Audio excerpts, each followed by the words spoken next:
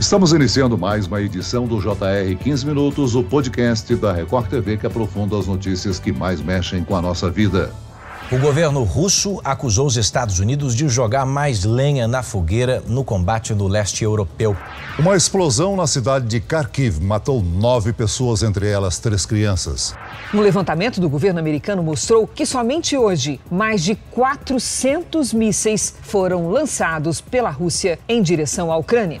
Guerra na Ucrânia completa mais de 100 dias sem perspectivas de fim. O conflito já trouxe diversas consequências devastadoras, entre elas muitas crianças e adolescentes desamparados, muitos refugiados e há poucos dias o Itamaraty confirmou a morte de um brasileiro na região, em decorrência do conflito no país. No dia 16 de junho, líderes europeus fizeram uma visita à Ucrânia para transmitir uma mensagem de apoio. Mas é possível prever quanto tempo vai durar esse conflito? Quais as consequências que o prolongamento da guerra causam para o mundo? E o impacto do conflito no Brasil? No 15 Minutos de hoje, vamos conversar com o professor de Relações Internacionais da Escola Superior de Propaganda e Marketing, Gunter Rudzig. Bem-vindo novamente ao podcast, professor. Oi, eu sou o André, todos que nos ouvem, obrigado pelo convite, que bom estar aqui de novo. E quem nos acompanha nessa entrevista é o repórter da Record TV, André Tal. André esteve no país fazendo a cobertura da guerra. André, líderes europeus fizeram uma viagem à Ucrânia. Qual foi a intenção dessa visita?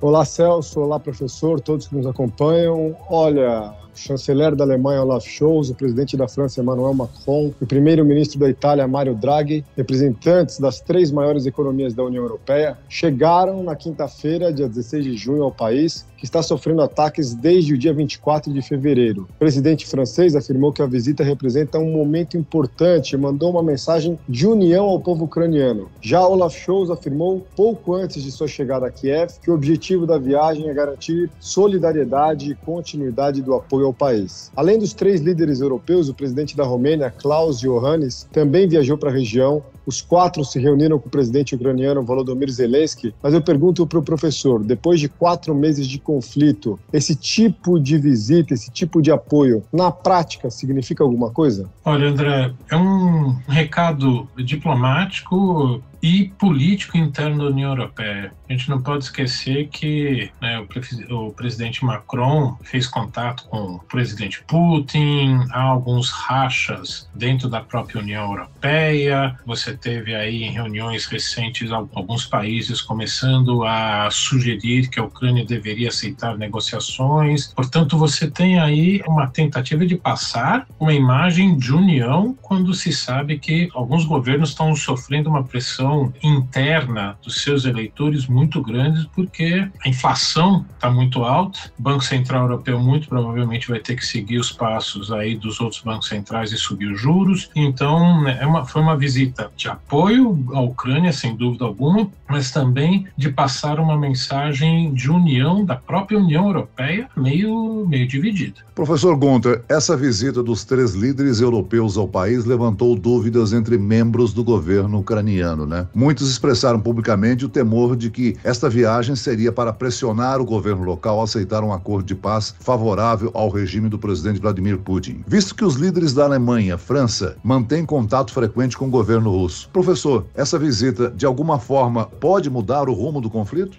Acho muito difícil porque o parceiro maior europeu chama-se Estados Unidos. E o governo americano, com o apoio do Congresso americano, ou seja, não só dos democratas, não podemos esquecer que o presidente Joe Biden é um democrata, mas dos republicanos estão fechados com a Ucrânia e querem manter essa guerra para, como alguns vêm dizendo, sangrar a Rússia para que ela nunca mais ofereça uma ameaça a nenhum outro país. Enquanto ele continuar apoiando, vão continuar lutando, porque é o maior fornecedor de armas, é aquele que efetivamente está sustentando a Ucrânia. Então esse também é um grande receio de que talvez os europeus estivessem rachando com os Estados Unidos, mas a gente não pode esquecer, os europeus dependem dos Estados Unidos para a garantia da Europa, para a segurança da Europa. Então os governos do leste europeu, principalmente Polônia e das 3 repúblicas bálticas, se sentirem que há alguma intenção nessa direção de buscar, né, um apaziguamento com a Rússia, vão pôr a boca no trombone, não vão deixar barato não. Agora, as negociações entre os dois países, né, a Ucrânia e a Rússia, caminham lentamente. O senhor acredita que a Ucrânia acredita num ponto de virada no conflito? Acredita sim, principalmente que as baixas russas estão muito grandes, com certeza da Ucrânia, né, as baixas ucranianas são maiores, mas eles acreditam que se o presidente russo tiver que decretar, né, um estado de guerra efetivamente para fazer uma convocação geral, isso pode mudar o quadro político interno da Rússia. A resistência dos ucranianos impressiona, mas é difícil imaginar o Putin retraindo, né, professor? A gente sabe que já se passaram mais de 100 dias de guerra, são milhares de civis mortos, milhões de deslocados. Muito se falava que o Putin acreditava que seria recebido com flores em poucos dias de guerra. Essa situação não aconteceu. Mas e agora? Qual que é o interesse russo no conflito? O que o Putin quer, professor? Olha, André, essa é a pergunta de $1 trilhão hoje em dia. 1 bilhão já ficou pouco, porque o que o Putin quer, acho que somente ele quer, e espero que pelo menos ele saiba o que ele quer, porque efetivamente ele não conseguiu o grande objetivo, que era fazer com que o governo ucraniano caísse logo em 48, 72 horas no máximo, e aí vem todo esse desenrolar que a gente tem acompanhado e tem discutido tanto. Então, o que ele quer agora, a gente espera que pelo menos, se ele efetivamente controlar a região do Donbass, né, essas duas, vamos colocar assim para as pessoas entenderem, o sudeste aqui do Brasil, em que ele controla partes, né, do estado, de duas dessas províncias, 2 estados, e quer controlar o restante. Se ele efetivamente conseguir isso, aí ele proclama uma vitória, dá para o povo russo, né, uma vitória sua para dizer que ganhou essa operação militar especial e aí parar com a guerra unilateralmente. O grande problema é se ele achar que pode continuar um pouco mais. Agora, professor, a gente fala também dos efeitos econômicos que são sentidos em todo o planeta. O senhor mencionou a inflação na Europa, a gente tem inflação nos Estados Unidos, inflação no Brasil, a gente tem o problema de exportação de alimentos, de fertilizantes e principalmente a dependência europeia das fontes energéticas de gás e petróleo da Rússia. Muito se fez em termos de sanções, as potências ocidentais impuseram fortes sanções contra a Rússia, mas e aí? O presidente Putin continua com a guerra, não se curvou a essas sanções? E até que ponto essas sanções também não afetam o mundo todo? Essas sanções foram desenhadas para tentar forçar o governo russo a realmente mudar de postura, mas elas foram desenhadas para médio e longo prazo, né? Nenhuma sanção teria esse efeito tão rapidamente. E mesmo que, por exemplo, haja uma troca de governo, ali caia Putin, outro suba no lugar dele, a postura não vai mudar. Então, nós vamos sofrer, sim, por muito tempo, eu arrisco dizer alguns anos, até se readaptar a essa nova realidade, porque, como você bem colocou, os alimentos são os primeiros que têm aparecido aí no noticiário, mas uma série de minérios muito importantes para a economia também já deixaram de ser importados e vão continuar assim, então vai ter que ter uma readequação. Estamos falando do impacto econômico, mas também tem o impacto humano, né? O Reino Unido informou recentemente que determinou sanções à comissária russa para os direitos da criança, a Maria Lvova-Belova, pelas denúncias de transferência forçada e adoção de crianças ucranianas. Quase 2/3 dos menores estão deslocados. Professor, são impactos duradouros na vida dessas crianças e para o país, a Ucrânia, né? Olha, Celso, acho que a gente não tem ainda a mínima ideia do que realmente é o impacto humano lá. Mariupol se cogita terem morrido aí algumas dezenas de milhares de ucranianos. Então, acho que só depois que esse conflito passar, em que alguns anos de pesquisas vão ser necessárias para a gente começar a ter uma noção adequada desse grande impacto humano. Eu tive a oportunidade de ver de perto essas famílias separadas, crianças sofrendo, e é uma dor no coração enorme, viu, professor? Agora a gente sabe que são milhares de voluntários que viajaram para a Ucrânia para ajudar na guerra. São cerca de 20 mil estrangeiros alistados nas forças ucranianas. A gente teve até um brasileiro, recentemente, o enfermeiro André Luiz Hack, que morreu no conflito. É um grande risco para ajudar o exército ucraniano, mas não são esses voluntários que vão fazer de fato a diferença. O que o presidente Volodymyr Zelensky pedia, pelo menos desde o início da guerra, era o fechamento do espaço aéreo, mas os países europeus não aceitam porque o Putin poderia enxergar isso como uma declaração de guerra. A OTAN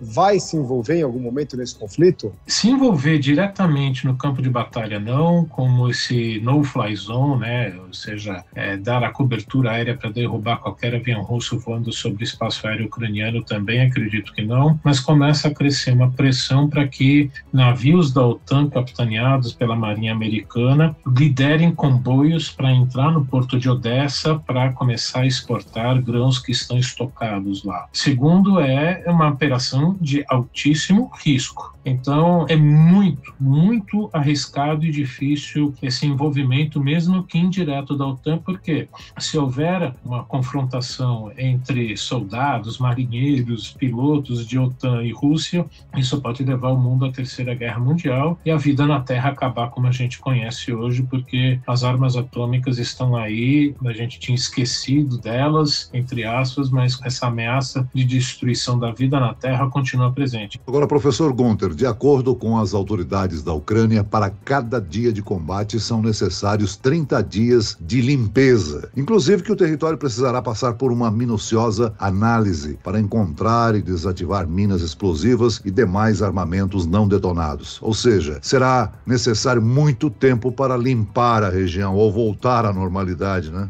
Voltar ao que era a Ucrânia antes é impossível. Do mesmo jeito que o Putin fez com a Crimeia, que foi a anexação, esses territórios que ele invadiu agora, com certeza vão passar pelo mesmo processo, referendos completamente manipulados, em que a população local vai votar por anexação à Rússia, e que é uma região industrializada das mais ricas da Ucrânia. Então, isso já vai significar uma perda econômica para a Ucrânia muito grande. Agora, o mínimo de possibilidade de uma economia voltar a se recuperar, a vida também, todo o processo de tirar as minas terrestres, limpeza, isso vai levar anos, se não décadas. Professor, o presidente ucraniano Volodymyr Zelensky solicitou oficialmente que o país se juntasse à União Europeia. Em breve, a Comissão Europeia deve manifestar se a Ucrânia pode ser considerada um Estado candidato. Mas e aí, se a União Europeia aceita e a Ucrânia entra na União Europeia, como é que o Putin reage? O que passa na cabeça do Putin, acho que nem os mais próximos assessores dele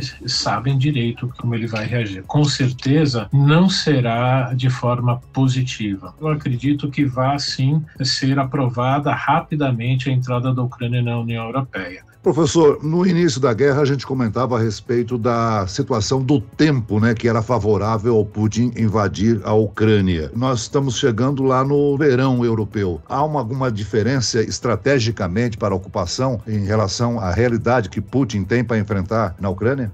Agora, não, porque o conflito nessa região lá do Donbas está uma guerra de artilharia, de trincheiras, invadir casa a casa, rua a rua, quarteirão a quarteirão. Está uma guerra, como muitos analistas têm colocado, que lembra muito a Primeira Guerra Mundial. Então, se é verão ou não, não vai mudar muito. Professor, a gente vê que no começo da guerra era o assunto que dominava 70% do noticiário no mundo todo. E aí a guerra vai se arrastando e os telejornais, os jornais, os portais, não só do Brasil, mas também da Europa, dos Estados Unidos, diminuem a cobertura, o assunto esfria. Esfria nas notícias, mas geopoliticamente ainda é muito quente, quer dizer, influencia a vida de cada um de nós no planeta. Sem dúvida, André. Mesmo sendo na Europa, esse processo está acontecendo. Eu lembro 3 casos.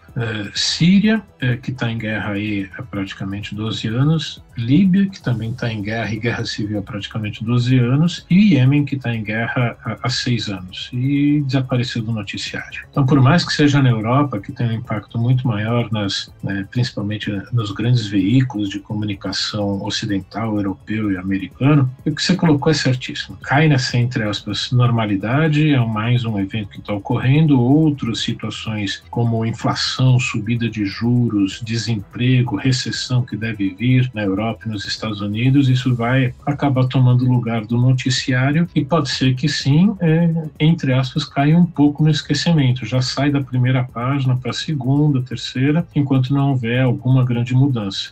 Muito bem, nós chegamos ao fim desta edição do 15 Minutos. Eu quero agradecer a participação e as informações do professor de Relações Internacionais da Escola Superior de Propaganda e Marketing, Gunter Rudzig.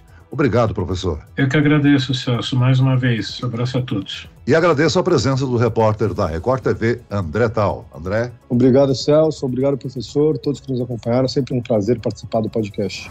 Esse podcast contou com a produção de David Bezerra e da estagiária Kátia Brazão, sonoplastia de Marcos Vinícius, coordenação de conteúdo Camila Moraes, Edivaldo Nunes e Deni Almeida, direção editorial Tiago Contreira, vice-presidente de jornalismo Antônio Guerreiro. E eu, Celso Freitas, te aguardo no próximo episódio. Até lá!